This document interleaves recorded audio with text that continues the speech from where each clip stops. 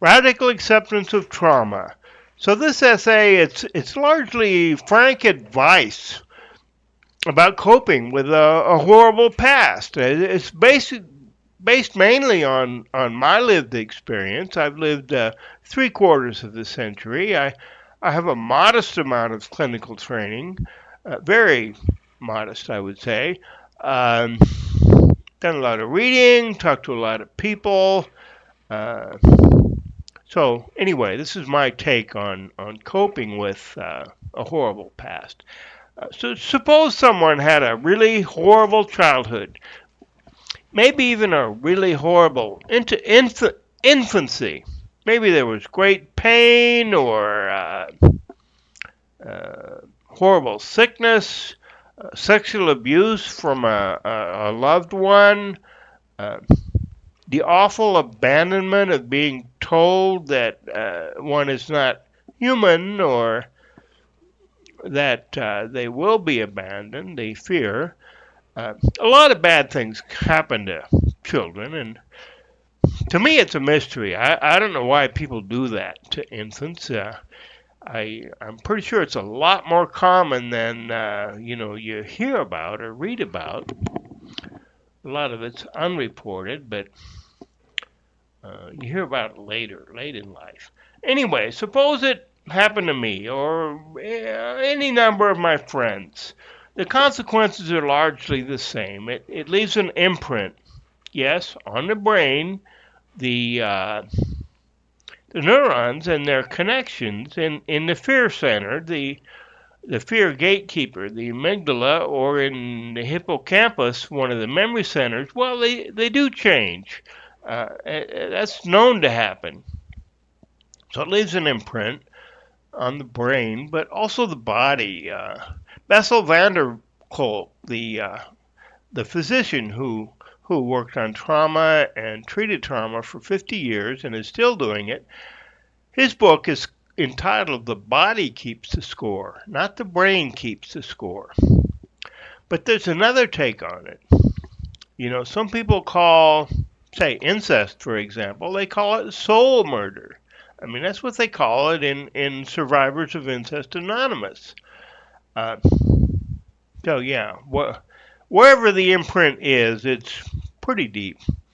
So the person grows up, or they try to grow up. They start to grow up, but the imprint is there. It demands that something be done. It's like an emergency that goes on for 50 years, with, of course, lasting effects. Um, so what can the person do? Well, they might get mad about it. They might start hating everyone or whoever they think did it. They might medicate it with alcohol or cannabis, maybe something stronger. They might tell themselves a story about it, like that the world is a horrible place, or humanity is shit, or they'll never get better. A narrative of tragedy. Or we might try to sort of kill it, which, of course, I'm talking about self harm. Uh, or some people are maybe a little more robust. They simply try not to think about it and maybe succeed, sort of, for a while. A lot of times I didn't think about it. Whatever happened to me, I'm not saying all of that stuff happened to me, but something did. Anyway, not thinking about it worked for a while, not too well. Uh, Life has a way of reminding us of things we'd prefer to forget. In my case, I met someone who was kind of my twin, someone who'd had similar experiences, at least the feelings and the intensity were similar, and it got pretty intense.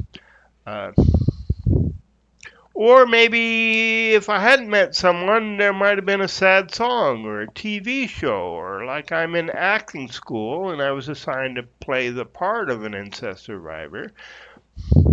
Maybe something somebody says in an AA meeting or in group therapy. One way or another, for me at least, I concluded there's no escape. So when the ghost of the past got in my face, what could I do? I just named a bunch of responses. Well, they're not really responses; they're reactions, attempts to control. Uh, just giving into a fight with the trauma uh, didn't work for me. Uh, in recent years, I've seen some wisdom. For example, in AA's big book, there was a story called Doctor Alcoholic Addict. Now, for political reasons, it was renamed Acceptance is the Answer. This doctor, he wrote that whenever he's uncomfortable, whenever he's disturbed, there's always something about the world that he just hasn't been able to accept. Uh, and he says, until I do accept it, I'll have no peace of mind. So that's acceptance. Later, I think much later, Marsha Linehan, I'll tell you who she was. As a teenager, I think she was in a psych ward for a year or something like that.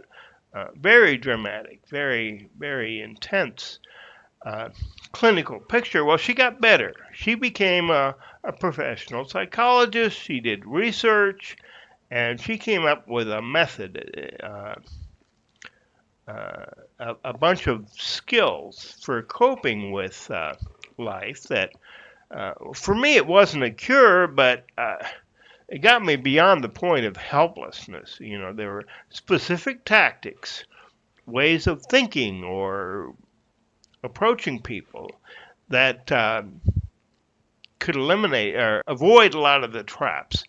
Uh, DBT it's called, and this video isn't really about DBT, but she embraced what she called radical acceptance. She got it from the Buddhists, I think. Uh, there's also a newer recovery program for addiction called Recovery Dharma.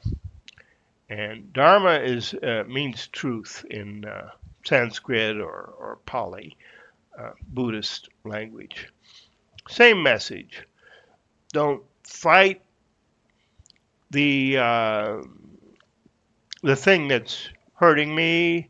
Don't decorate it or try to control it or tell a story about it. Don't get down in the mud and wrestle with it. Uh, for me, a big part of it was when I realized the impact of my adverse experiences on the course of my life, all the relationship decisions and the career decisions and where I lived, every decision was almost dominated by my attempt to control or suppress the distress. Almost controlled my life. Uh, when I think about it, I get kind of upset. But